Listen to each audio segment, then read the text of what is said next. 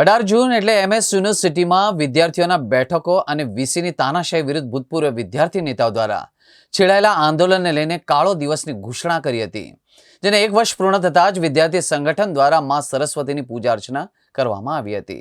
વર્ષ 2024માં એમએસ યુનિવર્સિટીના vice chancellor દ્વારા કોમર્સ ફેકલ્ટીમાં સ્થાનિક વિદ્યાર્થીઓની બેઠકમાં કાપ મૂકવામાં આવ્યો હતો।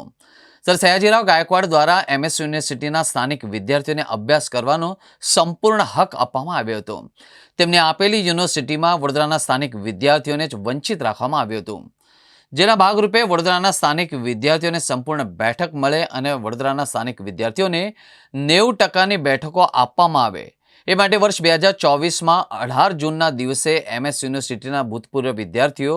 નેતાઓ તથા અન્ય વિદ્યાર્થી આગેવાનો દ્વારા કાળો દિવસ તરીકે ઘોષિત કરવામાં આવ્યો હતો। સ્થાનિક વિદ્યાર્થીઓની બેઠક ઓછી કરીને જે અન્યાય સ્થાનિક વિદ્યાર્થીઓ જોડે કરવામાં આવી રહ્યો છે તેને રોકવા માટે યુનિવર્સિટીના સમગ્ર ભૂતપૂર્વ વિદ્યાર્થીઓ દ્વારા કાળો દિવસ તરીકે ઉગ્ર આંદોલન વાઇસ ચાન્સલર વિરુદ્ધ કરવામાં આવ્યો હતો।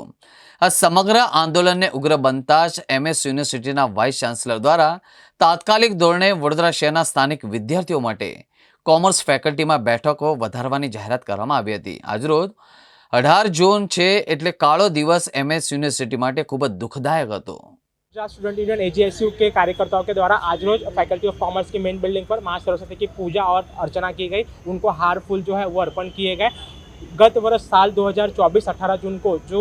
ब्लैक डे यानी कि काला दिन घोषित किया गया था एमएस यूनिवर्सिटी के लिए, उसका कारण ये था कि यूनिवर्सिटी के जो वाइस चांसलर है उनके द्वारा वडोदरा के स्थानिक विद्यार्थियों की जो सीट है वो कम करने में आई थी और इसके विरुद्ध में जो आंदोलन है वो किया गया था। आंदोलन के अंदर 10 से 40 वर्ष पूर्व जो वडोदरा के जो पूर्व विद्यार्थी नेता थे एमएस यूनिवर्सिटी के, वो हमारे साथ आए थे, उन्होंने मदद की थी और आंदोलन इतना अग्रसर हुआ था, इतना ज्वलंत हुआ था कि उसको देखते हुए तात्कालिक स्तर पर वाइस चांसलर सर के द्वारा 1500 जो बैठक है वो बढ़ाने में आई थी, सीट बढ़ाने में आई थी। और हम यही यूनिवर्सिटी और मैनेजमेंट को संदेश देना चाहते हैं कि वडोदरा के स्थानिक विद्यार्थियों के साथ जो किसी भी प्रकार का आप लोग कोई भी अगर खिलवाड़ कर रहे हो या कोई भी छेड़छाड़ कर रहे हो तो हम जो अभी वर्तमान के विद्यार्थी हैं आने वाले समय में भूतकाल के विद्यार्थी बनेंगे और पूर्व ऐसे विद्यार्थी नेता फिर से ऐसा आंदोलन जो है वो करने के लिए तैयार है और वडोदरा के स्थानिक विद्यार्थियों को किसी भी प्रकार का नुकसान नहीं होने देंगे।